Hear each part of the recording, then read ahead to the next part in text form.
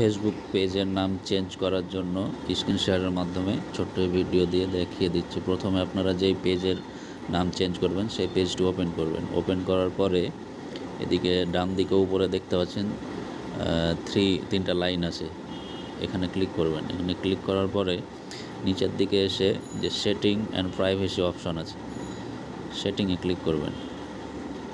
সেটিংয়ে যাবেন। সেটিংয়ে যাওয়ার পরে স্ক্রল করে নিচের দিকে দেখবেন এখানে পেজ সেট আপে ক্লিক করবেন। ক্লিক করার পরে এখানে আপনার পেজের নাম চলে আসবে, এখানে ক্লিক করবেন।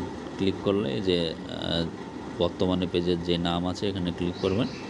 তারপরে নামটা চেঞ্জ করে সেভ দিবেন।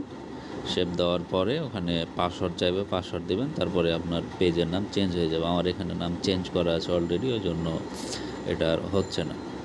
আশা করি বুঝতে পারছেন। ধন্যবাদ।